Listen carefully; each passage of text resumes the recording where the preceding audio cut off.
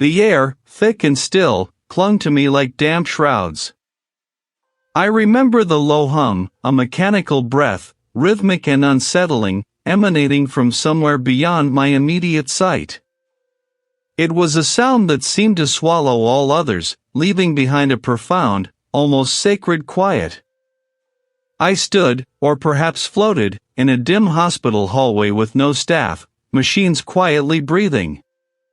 The fluorescent tubes overhead flickered, casting long, wavering shadows that danced with the ghosts of forgotten footsteps. My own breath hitched, a shallow, rattling thing, mirroring the quiet gasp of unseen apparatus. There was no one, only the sterile scent of something antiseptic and the heavy, undeniable presence of absence.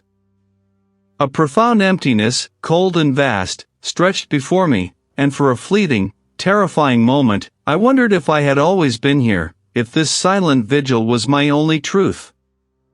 The sterile scent faded, replaced by the familiar aroma of aged paper and ink.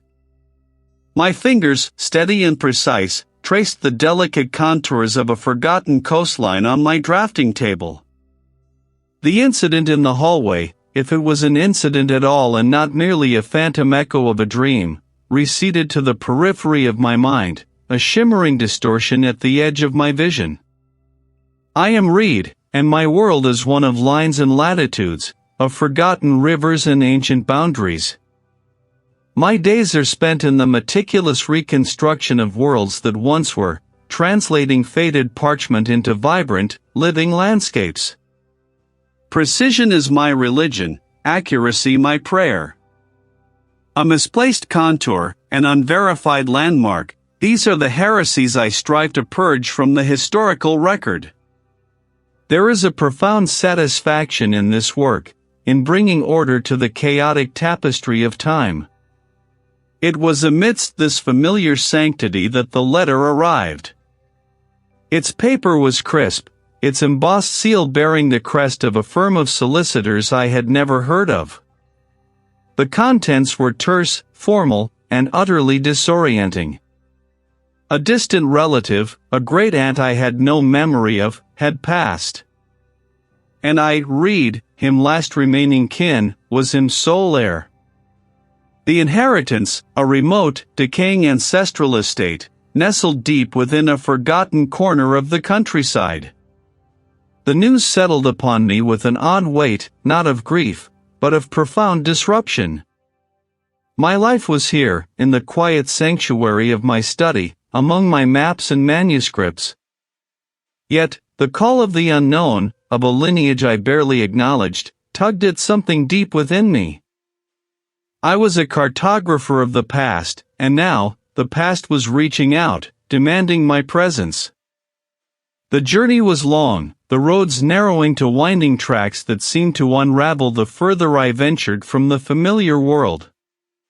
The estate itself emerged from a tangle of ancient oaks and gnarled elms like a forgotten sentinel. It was a sprawling, stone edifice, its graying walls scarred by generations of neglect, its windows like vacant eyes staring out across overgrown lawns. The air carried the scent of damp earth, decaying wood, and something else, something subtle and ancient, like disturbed dust from a long-sealed tomb. Inside, the house was a mausoleum of forgotten lives. Dust motes danced in the sparse shafts of light that pierced the grime-streaked panes. The air was cool, heavy with the aroma of aged paper, polished wood, and something faintly metallic, like old coins. Each floorboard creaked a protest beneath my weight. I moved through rooms filled with shrouded furniture, cobweb-draped chandeliers, and the tangible presence of time's relentless passage. It was in a small, seldom-used study, tucked away behind a library overflowing with leather-bound volumes, that I found it. Beneath a stack of mildewed ledgers, within a locked, iron-bound chest, lay the map. It was not like any I had ever encountered. Crafted on vellum, brittle with age, its surface was a testament to painstaking artistry. The ink, a deep sepia, had bled into the fibers in places, blurring lines, yet the detail was astonishing. Every ridge, every ancient tree, every winding path of the estate grounds was rendered with an almost obsessive precision. I could identify landmarks, even some of the more distinct rock formations, though many were now obscured by decades of overgrowth. But it was incomplete. The western edge, in particular, tapered off into an unnerving blankness, as if the cartographer had simply ceased to exist at that point. And then there were the symbols. Not conventional cartographic marks, but a series of unsettling glyphs, interwoven with the topographical lines in places, forming patterns I could not decipher. Some resembled twisted roots, others, skeletal fingers pointing inwards, towards the heart of the estate. One, in particular, repeated near the blank western edge, a coiled serpent, its head a gaping maw, swallowing its own tail, but with a single, unblinking eye fixed not on itself, but outwards, towards the viewer. My cartographer's soul, usually so disciplined, felt a tremor. The incompleteness, the strange symbols, the sheer, meticulous detail of what was depicted, it all coalesced into an irresistible gravitational pull. My professional curiosity, usually a calm, intellectual pursuit, now thrummed with a nascent unease. There was a story here, etched into the vellum, waiting for me to complete it. The estate had offered me a riddle, and I, Reid, had no choice but to solve it. The sterile scent, a phantom of antiseptic and something metallic, scraped at the back of my throat. Where was I? Why was I here? The questions were shapeless things, lost in the echoing void of the corridor. Then, a flicker. A memory, sharp as a splinter, of parchment and ink, of an estate map spread across a dusty table. The hum intensified, vibrating through the soles of my feet, crawling up my spine, a silent scream that threatened to unravel me. I gasped, a sudden, ragged intake of cold air that tasted of damp earth and decaying leaves. My eyes flew open, the stark, white walls of the hallucination dissolving into the familiar, shadowed beams of my bedroom ceiling. The phantom hum lingered, a resonance deep within my bones, before fading into the distant murmur of the wind rustling through the ancient oaks outside. I pressed a hand to my chest, feeling the frantic flutter of my heart beneath my ribs. The dreams had begun to change, to deepen their hold, bleeding into the edges of my waking thoughts. The sun, a pale, reluctant disk, struggled through the heavy gray of the morning sky. The inherited map lay splayed across the heavy mahogany desk, its aged parchment a landscape of faded lines and curious annotations. My cartographer's eye, trained on precision and verifiable data, sought to reconcile its archaic contours with the modern surveys I possessed. The estate, even in its current state of neglect, was a tangible entity. The map, however, hinted at a deeper, more elusive truth. Today, I would walk the land, map in hand, and force the discrepancies into alignment. Or so I told myself. I stepped out into the crisp morning, the air carrying the scent of wet soil and the faint, sweet decay of autumn. The grounds of the estate were a wilderness of forgotten grandeur, overgrown rhododendrons forming impenetrable thickets, ancient rose bushes spilling thorny tendrils across crumbling pathways. My boots crunched on fallen leaves and loose gravel as I began my methodical sweep, comparing the map's contours to the reality around me. Almost immediately, the anomalies began to prickle at my senses. The map, with its precise, if archaic, detailing, indicated a small, circular clearing beyond the overgrown orchard, marked by a cluster of symbols I couldn't quite decipher, a series of interlocking spirals. The modern deed showed only an unbroken expanse of woodland. Pushing through a curtain of ivy and thorny brambles, I stumbled upon it, not a clearing, but a forgotten foundation, a low, moss-covered wall emerging from the earth like a half-buried ribcage. No record, no survey, no historical account in the estate's archives spoke of such a structure. I consulted the map again, my finger tracing the spiral. Symbols. Below them, a tiny, almost imperceptible inscription in a script I didn't recognize seemed to shimmer, as if the ink itself held a hidden light. My mind, usually a fortress of logic, found itself grappling with a growing unease. This wasn't merely an oversight, it was an active erasure. Even under the wan light of the overcast sky, certain sections of the woods seemed to drink the light, becoming pools of impenetrable gloom. Then, I saw them. Not on the map, not on any deed, but undeniably present in the physical landscape. 3 rough-hewn stone markers, standing perhaps 3 feet tall, devoid of any carving or inscription, yet arranged with an unsettling deliberation. They formed a perfect, equilateral triangle, each apex pointing towards a different, unidentifiable point on the horizon. They were ancient, their surfaces pitted and worn by millennia of wind and rain, but their placement suggested a purpose, a geometry that defied random occurrence.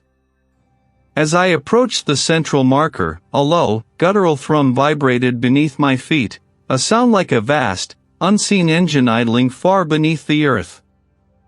I knelt, pressing my palm against the rough, cold stone. A faint, earthy smell, tinged with something metallic and utterly alien, seemed to emanate from the stone itself. It was a scent that burrowed into my nostrils, clinging there like a shroud. The precise, logical world of maps and measurements was unraveling before me. These were not mere discrepancies, they were deliberate omissions, markers of a truth the land itself held, a truth buried deep, waiting to be unearthed. The low hum was a mechanical breath, rhythmic and unsettling, a pulse through the very air. The walls, a muted, institutional beige, stretched into a distance I could not perceive, dissolving into an impenetrable mist. No doors broke their smooth, seamless expanse, no windows offered a glimpse of the world beyond. It was a corridor to nowhere, yet it pressed in on me, the quiet exhalation of unseen apparatus a constant, insidious whisper against my consciousness. I felt utterly alone, yet profoundly watched, the weight of invisible eyes a crushing burden. I longed to scream, to shatter the suffocating quiet, but my throat was a constricted pipe, and no sound would escape. Then, with a jolt that sent a tremor through my phantom limbs, I was back. My own bed, the familiar, musty scent of the ancestral estate's old linen, the pale light of dawn filtering through the thick velvet curtains. The metallic tang still lingered, and phantom taste on my tongue, and I ran a hand across my forehead, finding it slick with a fine sheen of perspiration. It was merely a dream, I told myself, a vivid nightmare born of isolation and the relentless scrutiny of the map. The old house, with its creaking timbers and sighing drafts, was playing tricks on my tired mind. I swung my legs over the side of the bed, the rough wool of the rug a grounding texture beneath my bare feet. The meticulous order of my thoughts, usually so robust, felt frayed at the edges. I needed coffee, and the comforting ritual of its brewing. A quick turn of my head revealed nothing but the dusty, familiar architecture of the room. Fatigue, I decided. My eyes were playing tricks. Later, as the morning sun finally broke through the perpetual gloom of the estate and slanted across the study, I found myself drawn back to the map. The parchment lay spread across the great oak table, its delicate fibers absorbing the light. I had left my magnifying glass precisely to the left of the compass rose, its brass glinting dully. Now, it rested squarely atop the faded, calligraphic script marking the estate's western boundary. A small thing, perhaps. I often moved objects unconsciously, lost in thought. Yet, I distinctly remembered placing it with purpose.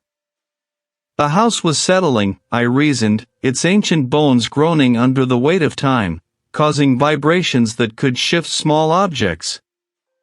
Yes, that was it. A rational explanation for a minor anomaly.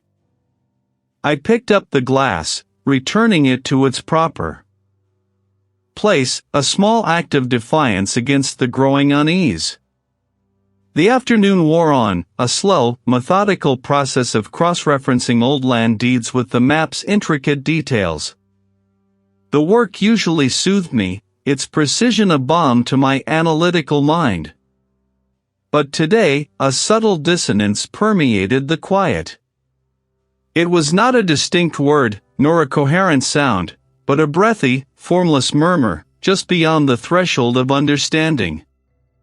I paused, my pen hovering over the parchment, straining to hear.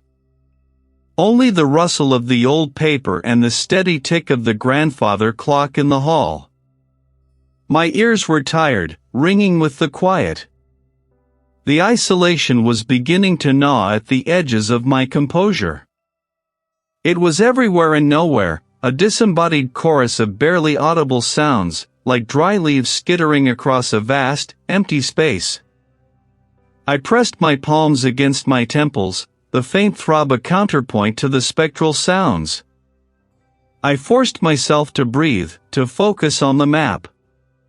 My fingers traced a familiar contour, a winding path leading to the old, overgrown well. But as my gaze drifted, a new detail snagged my attention, a faint, almost imperceptible addition. Along the eastern edge of the property, where the dense, untamed woods began, a series of delicate, almost spiderweb thin lines now appeared. They were not etched with the same bold confidence as the original surveyor's marks, but seemed to have bloomed on the parchment, like mold or a slow-spreading stain. I leaned closer, my breath catching in my throat. I had spent countless hours with this map, memorizing every curve, every notation. This was new. It was impossible. The map was old, faded, a relic of a bygone era. It could not simply change. My rational mind screamed in protest, conjuring explanations, a trick of the light, a previously overlooked detail now made visible by a shift in angle, perhaps a stain I had not noticed before. But the lines were too precise, too deliberate in their spiraling descent into the unknown. My meticulous world, once so ordered and predictable, felt as if it were unraveling, thread by agonizing thread. The map, once a key to understanding, now felt like a living, breathing entity, slowly, deliberately, revealing secrets it had held captive for centuries. It was watching. Waiting. My vision blurred, the metallic gleam of unseen instruments reflecting a warped, elongated version of myself. A low hum vibrated, not just in the air, but within my very bones, a sound that promised decay and an endless, patient wait. Then, the walls of the corridor wavered, like water disturbed by an unseen hand. The rhythmic exhalation of the machines deepened, transforming into a sigh that was not mechanical, but ancient, and deeply, terribly sad. My head snapped up from the stack of brittle papers, the cool, rough wood of the desk pressing a faint, temporary imprint onto my forehead. It had not been a dream, not truly. It had been a glimpse, a fragment of something the land was forcing upon me, a memory not my own, perhaps a premonition. Moonlight, thin and silver, sliced through the tall windows, illuminating motes dancing in the frigid air. The hallway was gone, for now. Sleep had become a luxury I could no longer afford, each night a lottery of disquieting visions. Driven by a desperate, gnawing need for answers, I had delved deeper into the estate's forgotten history, transforming the study into a chaotic archive of the dead. Boxes, heavy with the weight of generations, lay open like gaping mouths. Their contents, brittle letters, leather-bound journals, faded legal documents, spilled across every available surface. My fingers, stained with the sepia dust of forgotten lives, traced a faded inscription on the cover of a small, cloth-bound journal. The script was elegant, yet tremulous, belonging to a distant relative from the late 19th century. Early entries detailed the beauty of the land, the joy of the changing seasons.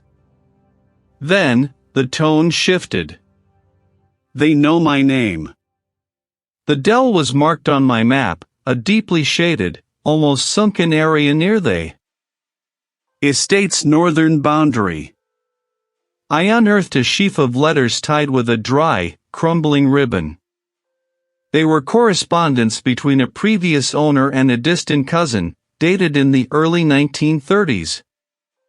The cousin expressed increasing concern for the owner's mental state, referring to the melancholia that seems to cling to our family, especially here. There were veiled references to unexplained disappearances from the nearby village, a woodsman, a young shepherd. The owner's replies, increasingly fragmented and paranoid, spoke of the earth demanding its due, and of the deep pulse beneath the stones. The cousin urged the owner to leave the estate, to break the chain of sorrows, but the owner seemed incapable, bound by an invisible tether. These letters spoke of the very land itself as a sentient, malevolent force. My gaze drifted back to the map. The locations mentioned in the journals and letters, the dell, the hidden spring, and ancient standing stone cluster, were all meticulously delineated, some with peculiar, almost ritualistic symbols I hadn't yet deciphered. They weren't just landmarks, they were points on a macabre constellation. Further digging into old parish records and forgotten local histories, found tucked away in a dusty cabinet, revealed fragments of local folklore. Tales of a hunger that awoke periodically, demanding a sacrifice, drawing certain bloodlines to their doom. The stories spoke of a specific lineage, a family bound to the land, cursed to witness its cycles of quietude and predation. My lineage. The patterns were too precise, the recurrences too stark. Madness, disappearance, the lure of specific, marked locations. My map wasn't just a historical document, a guide to forgotten paths and buried structures. It was a key. A blueprint. A terrifying ledger of the estate's malevolent heart. It wasn't merely showing me what was here, but how it operated, and perhaps, why it had waited. And now, it was calling to me, just as it had called to those before. The map wasn't a puzzle to be solved, it was a trap, and I, Reid, was already caught within its intricate, ancient snare. My vision blurred, the metallic gleam of unseen instruments reflecting a warped, elongated version of myself in the polished linoleum. A low, rhythmic thrum vibrated through the floor, a sound both alien and deeply familiar, like a colossal heart struggling to beat beneath the earth. I reached out, my fingers brushing against the cold, unyielding wall, its surface smooth and devoid of any comforting texture. This place, this echoing tube of antiseptic air, was not where I belonged. It was a cage, a deceptive sheath around something vast and hungry. My chest tightened, a desperate urge to flee seizing me. I pushed forward, each step a leaden weight, the hallway stretching endlessly before me, the quiet breathing of the machines growing louder, more insistent, until it was a suffocating roar in my ears. The light, a sickly yellow, pulsed with the rhythm of the unseen hum, distorting the very air. My mind screamed for the familiar, for the rough stone walls of my study, for the scent of old paper and dust. I squeezed my eyes shut, a desperate plea for escape forming on my lips, unheard even by myself. Then, a jolt. My eyes snapped open, and the antiseptic gleam was gone, replaced by the familiar, aged wood of my study ceiling. The rhythmic thrum faded, leaving only the dull ache behind my temples. I was sprawled across my desk, my cheek pressed against the worn surface of the map, a faint indentation left by the compass point on my skin. The scent of parchment and damp earth clung to me, a tangible ghost of the dream, or vision, or whatever monstrous reality I had just inhabited. My heart hammered, a frantic drum against my ribs, refusing to settle. But the quiet was different now. It was a weighted quiet, a held breath. My gaze fell upon the map, the intricate lines and symbols now seeming to writhe, to pulse with a faint, inner light that surely was not there moments before. They were no longer indistinct murmurs, a fleeting suggestion of sound. They were coalescing, forming words, thin and sharp as shards of glass. He comes. He feels. The blood remembers. My breath hitched. I pushed myself upright, my chair scraping loudly against the floor, a jarring protest against the insidious quiet. My eyes darted around the room, searching for the source, but there was nothing, only the familiar, dust-laden furniture.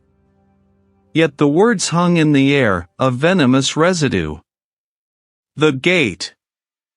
The key. A small, brass compass, an antique heirloom that had sat on the mantel for decades, suddenly toppled from its perch with a sharp clatter, rolling to a stop at my feet. Its needle spun wildly, erratically, before settling, not on north, but pointing directly at the floor beneath my study, where the map indicated the deepest, most unsettling part of the land. This was no longer subtle. This was aggressive. A palpable malevolence filled the room, pressing down on me, stealing the air from my lungs. My hands trembled as I fumbled for my mobile phone, a desperate need to connect, to hear a sane voice, overriding all else. I needed to tell someone, anyone, about the things I was seeing, hearing, feeling. I dialed the number of a former colleague, a historian known for his dry wit and unwavering rationality. The phone rang, once, twice, a third time, each ring an agonizing stretch of hope. Then, a click. I tore the device from my ear, staring at it as if it were a venomous snake. The screen flickered, briefly displaying a distorted image of the map, its lines glowing with a sickly green light, before going dead. The battery, which had been full, was completely drained. I tried the landline, but the receiver was dead, a flat, unresponsive drone. I raced to the window, throwing open the heavy velvet curtains, desperate for the sight of the outside world, for any sign of normalcy. But the world outside seemed to have blurred at the edges, the ancient trees swaying with an unnatural vigor, their branches clawing at the bruised twilight sky. Then, in the fading light, I saw it. A faint, translucent shimmer in the deepest part of the overgrown woods, where the map showed the hidden spring. It coalesced for a fleeting moment into a vague, humanoid shape, tall and impossibly thin, before dissolving back into the twilight, leaving behind only the impression of something watching. You cannot hide. You cannot flee. The blood calls. The sacrifice. A heavy tome, a forgotten family history from the top shelf, suddenly flew across the room, striking the wall with a thunderous thwack, sending a cloud of ancient dust into the air. This was no trick of light, no overactive imagination. This was real. This was here. And it was enraged. I stood frozen, my heart a frantic bird trapped in a cage, the shattered remains of my sanity clinging by the thinnest of threads. The map on my desk seemed to pulse with an infernal light, drawing my gaze, demanding my attention. It was no longer a guide, it was a blueprint for my undoing. And the entity, whatever ancient horror I had awakened, was no longer content to merely hint at its presence. It was here, in the room with me, demanding to be seen, to be heard, to be fed. The book, a forgotten family history, struck the wall with a thunderous thwack, its spine splitting, pages fluttering down like startled birds. My breath hitched, a jagged shard of ice in my throat. This was no trick of light, no overactive imagination. This was real. This was here. A cold dread seeped into my bones, a clammy hand closing around my heart, but beneath it, a furious spark ignited. Terror warred with a desperate need for answers. I snatched up the fallen tome, its ancient paper brittle, the text a dense thicket of names and dates. My cartographer's mind, usually so precise, seeking patterns in the chaos that had begun to consume my life. I spread the estate map, the incomplete one, across the grand oak table, its parchment now seeming to pulse faintly in the lamplight. The book, a ledger from an ancestor named Elias, lay open beside it, a passage marked by a tear in the brittle page. I hadn't noticed it before. Hours bled into each other, marked only by the guttering of candles and the increasing strain in my eyes. My fingers, smudged with ink and dust, traced the peculiar symbols on the map, the strange, looping lines that I had once dismissed as decorative flourishes, or perhaps early, crude surveying marks. Now, I saw them differently. They weren't features on the land, but features of it, or rather, for it. It wasn't a single aha moment, but a slow, creeping dawn of revelation. I had been looking for a treasure, a hidden room, a secret passage. My mind, trained in the tangible, had sought the physical. But the map, the true map, spoke a different language. I compared the symbols on the map to the crude sketches in Elias's ledger. There, among descriptions of crop yields and property lines, were the same looping symbols, drawn with a trembling hand, accompanied by fragmented, almost feverish notations. The deep hold, one entry read, "The unsleeping maw."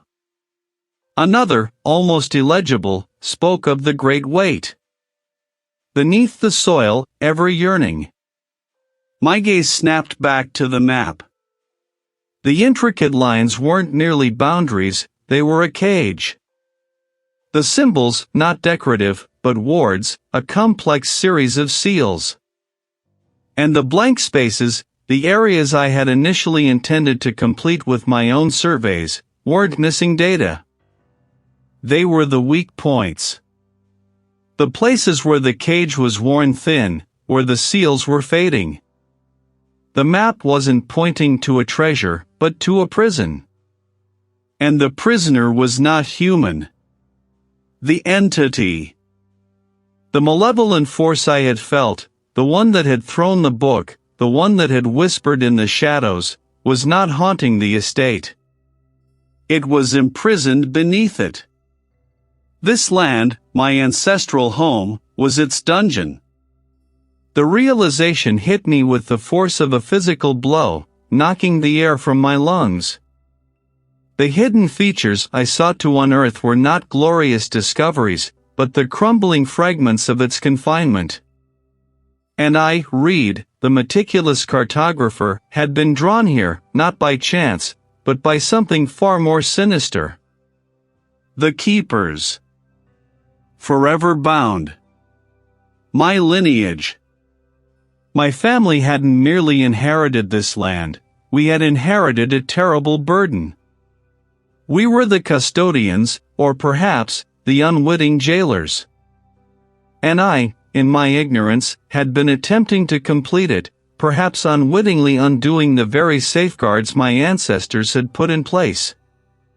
The entity was not merely present, it was stirring. It was pushing against its prison, its ancient, unseen will straining against the earthen bonds. The choice, if it was even a choice, was monumental, terrifying. My head began to throb, a dull, insistent ache behind my eyes. I stumbled from the table, the parchment still spread, the terrible truth etched into its lines. The air grew thick, suffocating. I needed to escape, even if only for a moment, from the crushing weight of this revelation. I don't remember leaving the study, or the house. The next thing I knew, my vision swam, the edges of the world blurring. The smell of antiseptic, faint and sterile, pricked at my nostrils, mingling with a deeper, metallic tang that I couldn't quite place. The air was cool against my skin, raising gooseflesh. The floor, a dull linoleum, stretched endlessly before me, reflecting the sickly yellow glow. There were no windows, no sense of outside, just this endless, muted corridor, a liminal space where time felt suspended. I was utterly, terrifyingly alone, the revelation of the map twisting in my gut, the knowledge of the buried horror a suffocating shroud. Was this real? Or had the truth finally fractured my mind? My gaze snapped back to the map. Weak points. The thought was not my own, yet it bloomed in my mind with an undeniable clarity, a dark seed unfurling its tendrils. The map, now more than just parchment and ink, seemed to pulse with a faint, sickly luminescence. The air grew heavy, thick with an unseen presence, a weight that pressed down on my shoulders, making my spine ache. I could feel its gaze, 1,000 pinpricks of icy awareness, not on my skin, but directly on the raw nerve endings of my consciousness.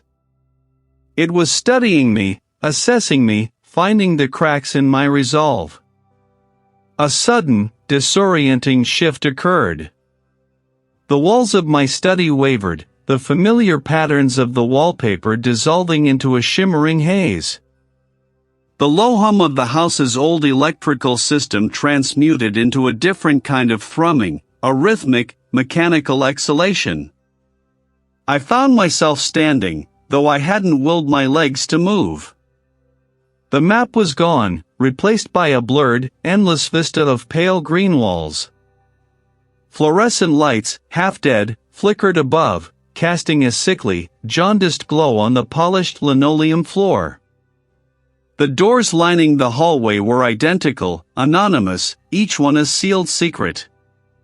The silence was profound, yet within it, I could hear the faint, insistent whisper again, clearer now, articulating a single, alluring word, release. It wasn't a voice in the traditional sense, but an idea, a compulsion woven into the fabric of my own thoughts. All I had to do was step through one of those doors, follow the pull, and release something that yearned for freedom. My body felt heavy, sluggish, as if I were moving through water. A profound weariness settled over me, tempting me to simply lie down on the cold floor and succumb. This was not release. This was surrender.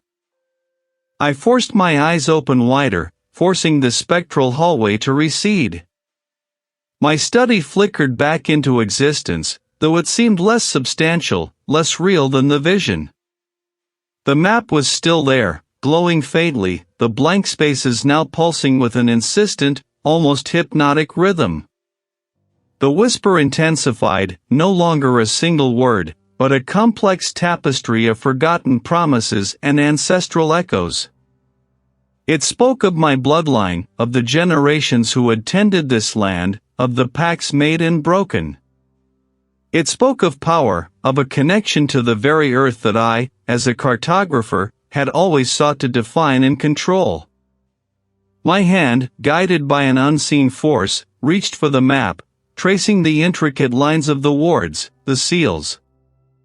And then, my fingers brushed against a small, almost imperceptible discoloration on the bottom right corner of the parchment, obscured by an old tea stain. It was not part of the original design. I peeled back a thin, almost transparent layer of aged paper, revealing a smaller, more ancient script beneath. It was a counter-ritual, a desperate addendum penned in a hand remarkably similar to my own ancestors', but with a frantic, hurried quality. It detailed a method not of sealing, but of resealing. The original wards had been breached, weakened over centuries. To mend them, to restore the cage, required not just knowledge, but a profound act of will, a sacrifice woven into the very fabric of the land. The entity fed on connection, on lineage, on the very ties that bound me to this place. To reseal it, I would have to sever that bond, not merely from the estate, but from my own ancestral line, to become an outsider, a rootless wanderer in the eyes of the land. It demanded the sacrifice of my heritage, my connection to the earth, to become a ghost among the living, unseen by the very forces I sought to control.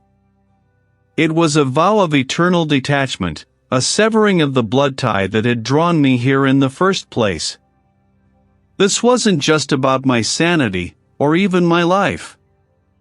It was about the very soul of the land, about preventing this malevolence from seeping beyond the estate's boundaries, to corrupt everything it touched. The blank spaces on the map now seemed to mock me, no longer weak points, but gaping wounds that bled into the world. And I, Reid, the last of my line, was the only one left to staunch the flow. The choice was stark: succumb to its insidious lure and be absorbed, or make a sacrifice that would unmake my very identity, to become no one, so that the land might live.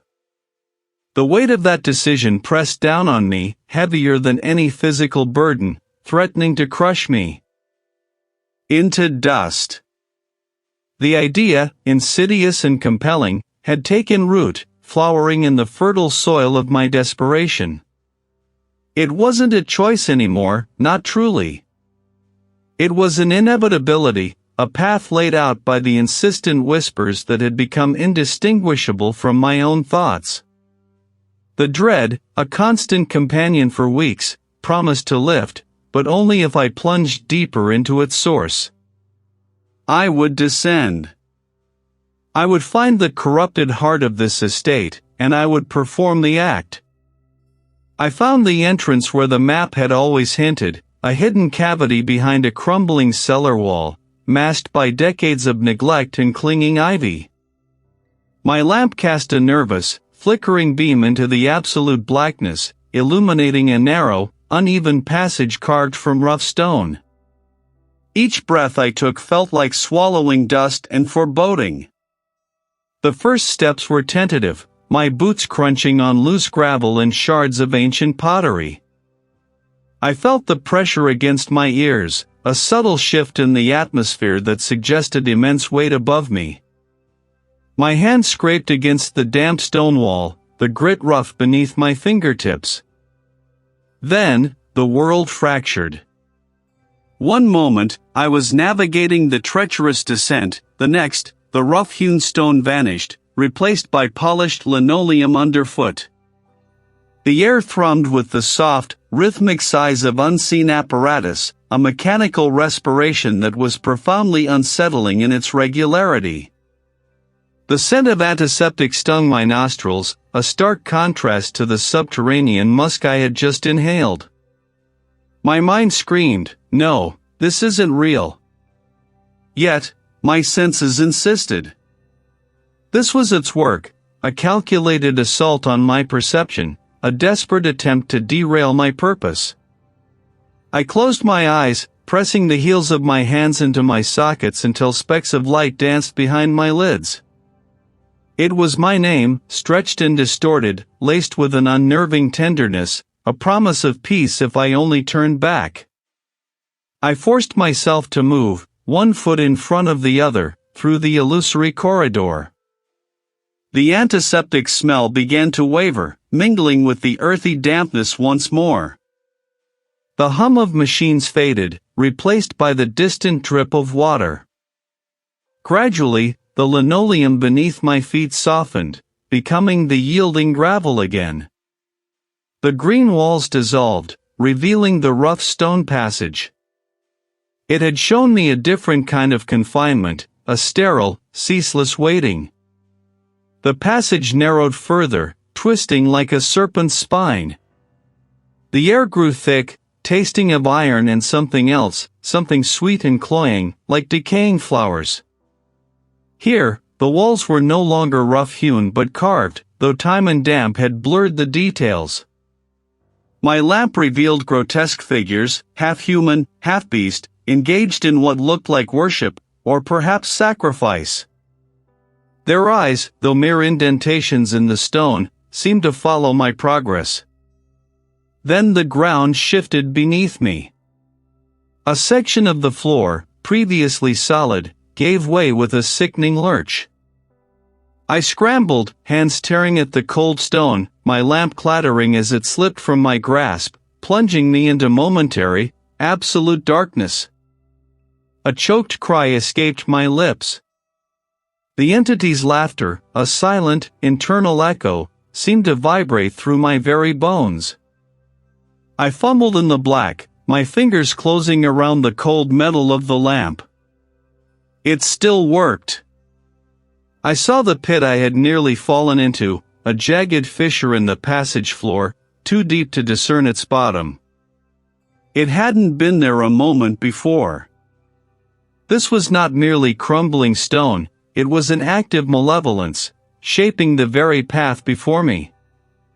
Clever, I muttered, my voice hoarse, a thin shield against the encroaching madness. The carvings on the wall here were more distinct, depicting a ritual, a figure kneeling before an indistinct, towering form. As I rounded the final bend, the passage opened into a vast, circular chamber. The air was still and heavy, devoid of movement, yet charged with an unbearable tension. My lamp's light struggled against the immensity, revealing only glimpses of its perimeter. In the center, bathed in the faint, ethereal glow that seemed to emanate from the very stone, stood an altar. It was a rough, unadorned block, stained with what looked like dried rust, but my mind screamed a different truth. It depicted a swirling vortex, a maw, and above it, a single, stark symbol, identical to those on the passage walls. A sudden, terrible clarity washed over me. The map was not just a guide to the estate's hidden features, it was a blueprint for its undoing. And the entity, it was not merely buried beneath the land. It was the land. It was the roots, the stone, the very air. And the ritual, the sacrifice it demanded, was not for its release, but for its continuation. I had come too far to turn back. It wasn't a choice anymore, not truly. The dread, a constant companion for weeks, had curdled into a cold, sharp resolve. I would face it. I would map its end. My reality fractured, then reassembled itself, seamless and disorienting.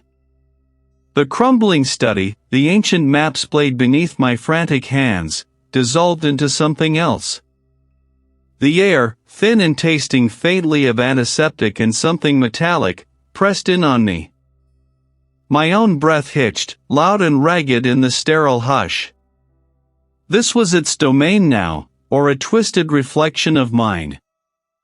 It sought to disarm me, to strip away my intellect, to make me just another forgotten corner on its vast, unholy map. But I had my own chart, my own understanding. The map, the true map, was not a physical object in this place. I saw the estate not as stone and soil, but as a living diagram, pulsing with veins of power and fissures of vulnerability. They spoke of sacrifice, of surrender, of the sweet oblivion of madness. You cannot map what is unmade, a voice slithered, a composite of all the forgotten tongues that had ever breathed life into this land. Its weakness was its reliance on the unseen, the unnamed. My map, the one I had poured my soul into, was an act of defiant naming.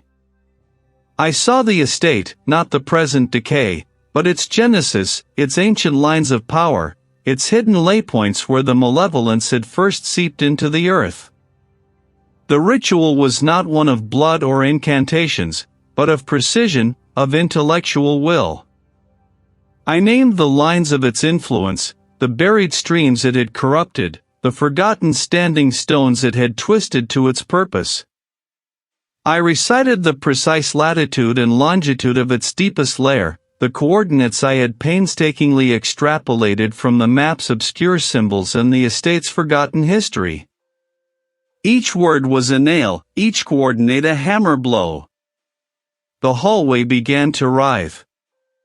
The air thickened, grew heavy, as if an invisible weight pressed down. I felt the entity's anger, a colossal, formless rage that sought to crush my mind like a dried leaf.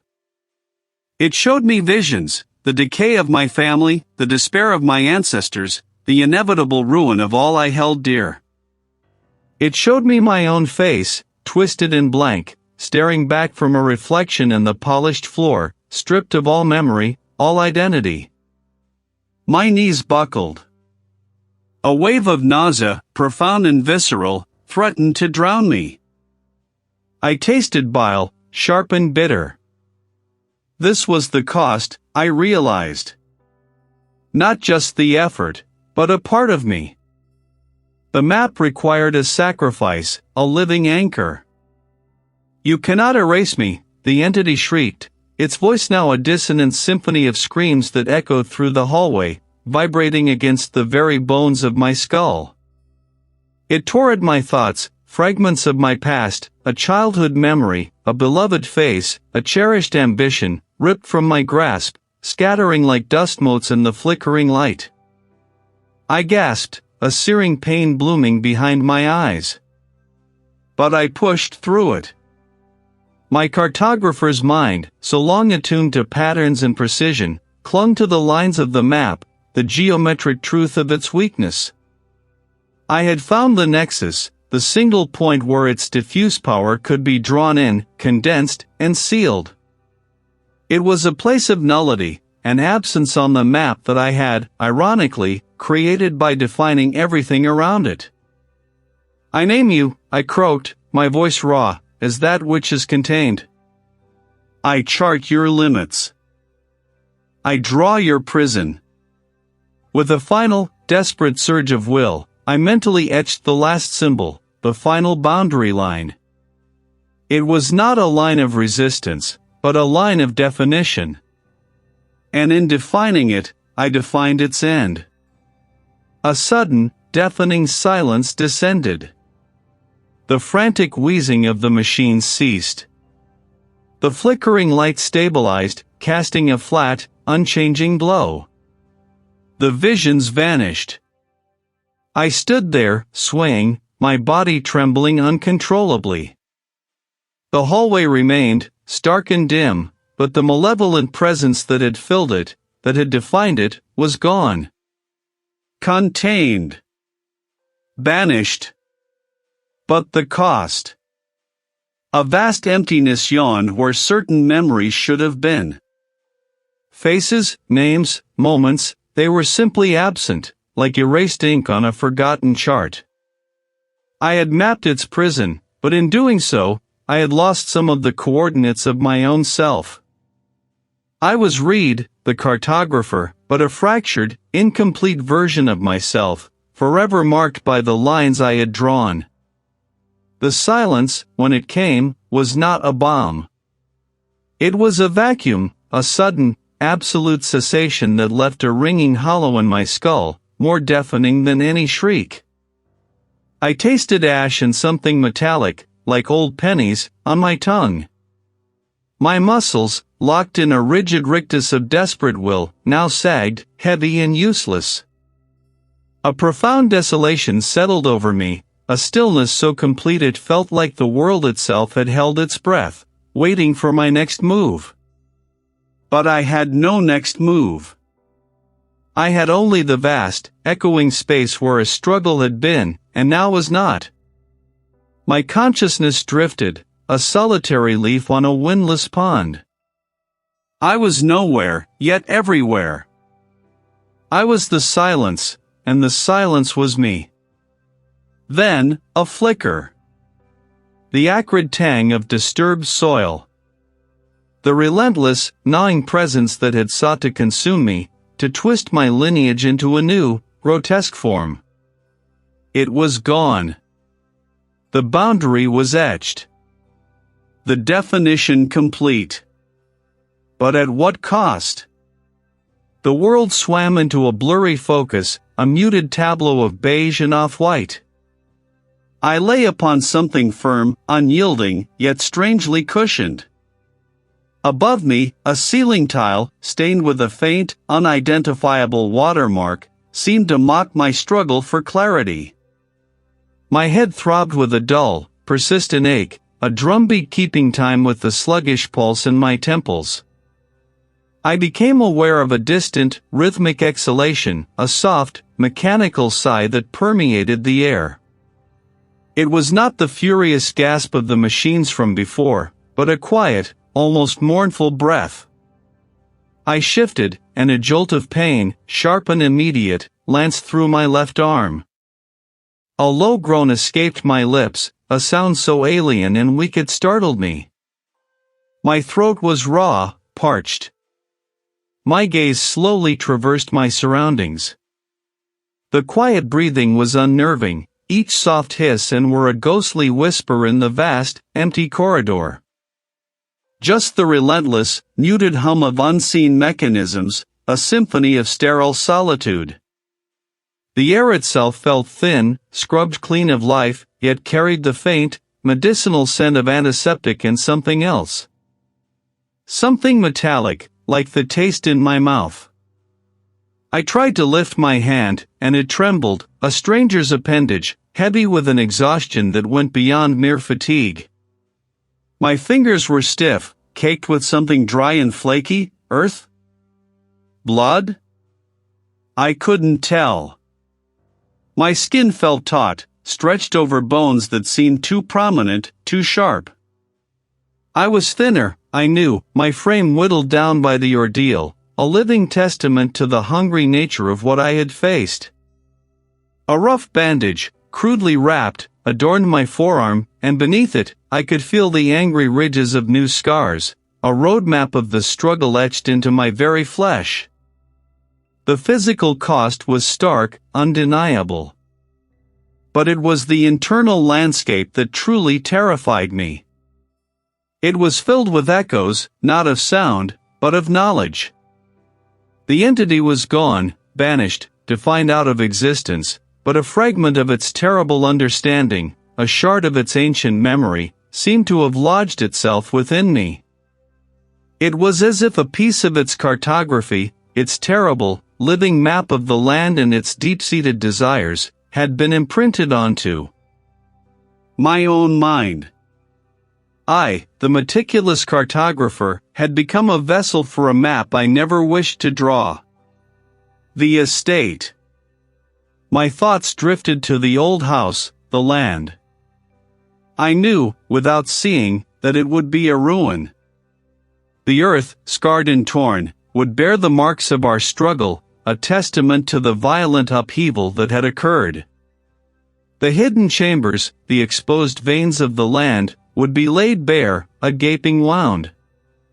The outside world, oblivious in its bustling ignorance, would never comprehend the horror that had unfolded within those forgotten boundaries. They would see only an old, collapsing manor, another relic succumbing to time and neglect. I pushed myself, slowly, painfully, into a sitting position. The effort left me panting, a dry, raspy sound that broke the pervasive quiet of the hallway. I looked down at my hands again, turning them over. They were trembling still, but there was a strange, almost imperceptible tremor beneath the skin, a faint vibration that wasn't my own. It was a resonance, a lingering echo of the power I had wielded, or perhaps, the power that had passed through me. I was no longer just Reid, the cartographer. The tension now was not of an impending threat, but of a lingering burden, a silent, internal horror that had replaced the external one. The flickering, dying glow of the emergency lamp, the very air thick with the acrid scent of ozone and the damp earth it had tried to hold back, all dissolved. One moment, the world was a symphony of malevolent sound and crushing pressure, the next, a profound, absolute void. My last conscious thought was of the map, its lines writhing, its secrets finally laid bare, and the terrible, echoing demand that had become the marrow of my bones. Then, a slow, arduous crawl back to sensation. A dull ache throbbed behind my eyes, a persistent, low hum vibrated somewhere just beyond my hearing. My tongue felt like sandpaper, my throat raw. I opened my eyes, or tried to. Heavy lids resisted, coated in a sticky film. When they finally parted, the world was a blurry, indistinct canvas of muted greens and off-whites. Their rhythmic, almost imperceptible exhalations filled the silence, a stark contrast to the deafening vacuum I remembered. The air here was sterile, devoid of the earth's dampness, the metallic tang of blood, or the cloying sweetness that had clung to the entity's presence. My body felt leaden, anchored to a cot that was too soft, too clean. My mind, however, was anything but clean. The memory of it was a gaping wound, not in my flesh, but in the very fabric of my being. I had given something, or rather, it had taken something. Or something far more intimate. I pushed myself up, my muscles screaming in protest. The hallway stretched out, empty and featureless, save for the faint glow from under a closed door at the far end. The machines, squat and pale, continued their soft exhalations, their lights blinking with an internal, unknowable rhythm. I touched my face. My skin felt clammy, my beard rough, longer than I remembered. My fingers brushed against a thin, adhesive patch near my temple. How long had I been here? Days? Weeks? The precise moment of the entity's cessation remained a blur, a terrifying blank space in my chronology. I only knew that I had survived. But the survival felt less like a victory and more like a reprieve, a continuation of a sentence I hadn't fully understood. A quiet click echoed from the far end of the hallway. The door I'd noticed swung open, revealing a figure in a simple, gray uniform, an attendant, perhaps. His face was kind, unlined, and he carried a tray with a glass of water and a small bowl of something bland. He didn't speak, merely approached with a soft, measured tread. "Reid," he murmured, his voice gentle, devoid of surprise. "You're awake. That's good." I tried to speak, but only a dry rasp emerged. He offered the water, cool and pure, and I drank it greedily, the liquid a blessing on my parched throat. "You've been resting," the attendant continued, his gaze unwavering, yet unprobing. "For a while." He placed the bowl on a small table beside the cot. "We found you near the old property line. Disoriented. Exhausted. Near the property line. Not in the depths, not consumed. I had escaped or been ejected. What if it had let me go? What if its purpose was simply to mark me, to ensure its lingering influence?" I looked at my hands. They were pale, thin, but otherwise unremarkable. No strange markings, no stigmata. Yet, I felt altered. The world seemed sharper, colors more vibrant, sounds more distinct, as if a veil had been torn away. But beneath that heightened clarity, a constant, low thrum persisted. It wasn't the guttural roar of the entity, but a faint echo, a resonance within my own bones, a reminder of the subterranean heart I had glimpsed. The attendant left as silently as he arrived, leaving me with the quiet breathing of the machines and the unnerving clarity of my senses. I eventually dressed in the clothes they provided, simple, anonymous attire, and found my way out. The world outside was a cacophony of normal life, cars rushing past, distant sirens, the murmur of unseen voices. It felt alien, detached. I went back to the estate, of course. The earth around the excavation site seemed to have settled, the raw, exposed rock now weathered, almost benign. I found the map, or what remained of it, tucked beneath a loose floorboard in the study.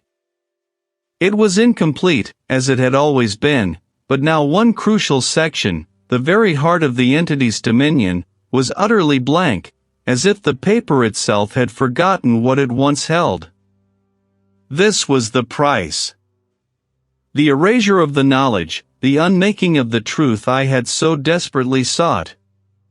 But the knowledge was not truly erased. It resided within me. I lived now with the constant awareness of what lay beneath the land, of the ancient, hungry presence that slumbered, waiting. I had contained it, perhaps, by severing its connection to the map, to its most potent anchor. But the entity was not vanquished. It was merely silent. My days became a quiet vigil. I continued my cartography, but my work was now imbued with a different purpose. I studied the land, not just its surface features, but its subtle currents, its hidden geographies. I walked the property lines daily, feeling the faint tremor beneath my feet, a phantom pulse that only I could perceive. I sleep fitfully, haunted not by nightmares, but by the absence of them. The entity has no need to torment my dreams. It has already claimed a portion of my waking reality. I am its guardian, its jailer, perhaps even its unwitting conduit. The horror is contained, yes, but it is never truly over.